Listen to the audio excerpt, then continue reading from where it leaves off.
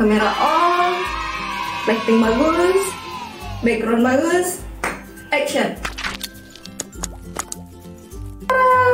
Assalamualaikum warahmatullahi wabarakatuh, friend. Pada video kali ini kita akan bahas tentang biaya hidup. Nah, biaya hidup sendiri menurut KBBI adalah biaya yang harus kita keluarkan untuk memenuhi kebutuhan kita sehari-hari.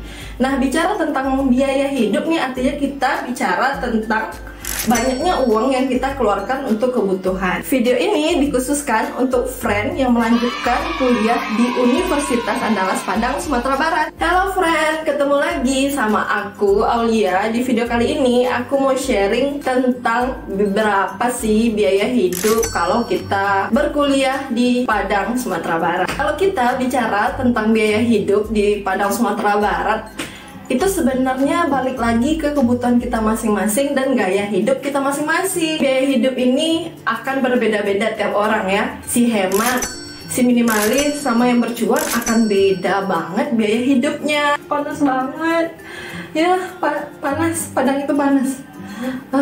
Tapi paginya dingin banget. Untuk menganalogikannya bagusnya kita kotak-kotakin aja gitu ya, biar aku lebih menarik kontennya.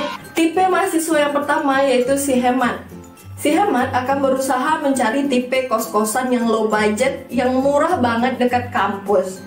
Nah, si hemat punya dua pilihan nih. Apakah si hemat akan mengontrak dengan si circle-nya, atau dia ngekos satu kamar aja, satu kamar kosong gitu.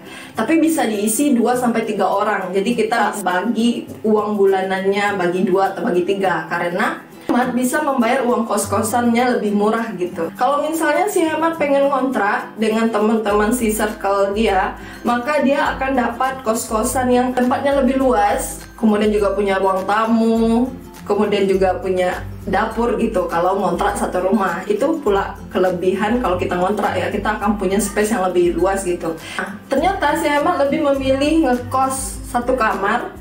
Kita misalkan aja satu kamar itu 600. Jadi kalau diisi berdua kita bagi 2, 600 itu jadi untuk satu orang 300.000. Jadi si hemat membayar uang kos 300.000 per bulan, yaitu kamar kosong dan kamar mandinya di luar. Kalau beruntung si hemat akan dapat kamar mandinya yang di dalam. Ada kok kos-kosan yang 300-an kamar mandinya di dalam. Untuk uang makan, si hemat paginya makan lontong nih. Nah, di Padang tuh rata-rata lontongnya 5.000. Kalau teman-teman gigih nyari bisa dapat yang harganya 4.000-an. Uang makan, paginya si hemat akan makan lontong 5.000. Makan siang makan nasi Padang 10 kanyang. Itu paket komplit banget di bukaan dia. Kemudian malamnya juga makan nasi Padang 10k. Jadi dalam sehari uang makannya itu 25.000, kita kalikan 30 hari jadinya 750.000 sebulan makanan untuk si hemat. Nah, si hemat ini adalah tipe-tipe orang yang belum punya kendaraan, jadi pakai angkutan umum guys kalau pergi ke kampus. Untuk transportasi, si hemat akan usahain untuk naik bus Unan, karena bus Unan ini gratis untuk siapapun yang pengen ke Unan. Kalau lagi bagus, si hemat akan free, tidak bayar transportasi karena memanfaatkan bus Unan ini. Kadang nggak selalu kan, karena banyak banget gitu yang pengen naik bus. Kadang kita tuh nggak dapet gitu naik bus. Jadi si hemat akan naik angkot. Angkot ke Unan itu 3.000, pulangnya juga 3.000. Jadi 6.000 ini kita kali 30 hari. Jadi uang transportasi kalau si hemat nggak bisa naik bus Unan yaitu 180.000 per bulan. Hemat ini ya sama lah sama tipe yang lain gitu ya. Sekali-sekali juga pergi healing, kayak nonton atau nongkrong di Parewa, Clayton atau apapun itu. Budgetnya itu minimal sebulan itu bisa nonton lah di XX1 ya. Kita kasih budget 50.000 per bulan. Oke, kita lanjut ke si hemat itu punya dana penunjang, misalnya untuk beli paket internet, bayar listrik, bayar perinan. Jadi uang penunjang ini sebenarnya itu estimasi aja, tapi itu penting banget loh ya friend. Si hemat akan menyisihkan uangnya 200.000 untuk biaya penunjang. Jadi kalau misalnya kita hitung semuanya, si hemat ini mengeluarkan uang 1,5 juta per bulan. Kalau orang tua si hemat ngirim duit nih, biasanya per minggu. Nah, minimal itu 300.000 per minggu akan dikirim sama orang tuanya tiap hari Minggu, right? Nah, jangan lupa hemat ya. bagaimana lagi gitu. Hemat, semangat, pengen boba.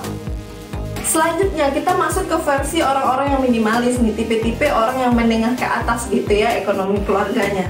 Nah, yang si minimalis ini akan mencari kos-kosan yang kamar mandinya di dalam. Kemudian juga dia nggak mau ribet ya beli-beli properti, jadi dia nyari kos-kosan yang ada raknya, ada lemarinya, ada kasurnya, jadi tinggal bawa baju aja gitu. Nah, biasanya tipe kos-kosan yang si minimalis ini rentang harganya di 500.000 sampai 800.000. Akan mengeluarkan uang kos 500.000 per bulan untuk bayar uang kos. Nah, untuk makan nih, si minimalis biasanya tuh pagi juga makan lontong plus bakwan, terus nanti di pertengahan bisa minum boba gitu ya, cemilan, terus makan siang ical ayam, kemudian menjelang sore nanti minum Thai tea ya yang 10.000 itu, dan malamnya bisa makan grapek bensu gitu 15k. Jadi kalau kita totalin nih untuk makanan minimalis itu sehari 50k guys. Kalau kita kali 30 hari, jadi untuk uang makan si minimalis ini 1,5 juta.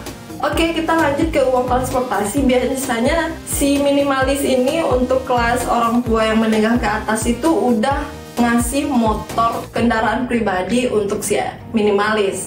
Nah, jadi untuk transportasi itu lebih hemat karena ngisi full minyak itu 25 itu bisa seminggu gitu. Jadi 25 kita kali 4 itu ada 100k ya. Kemudian si minimalis ini untuk uang healingnya nonton, nongkrong ya lebih sering ya, karena tipe-tipe anak-anak yang punya circle yang suka hangout. Jadi minimalis itu minimal nonton XX1 sekali sebulan, kemudian nongkrong di Parewa tiap sore gitu ya.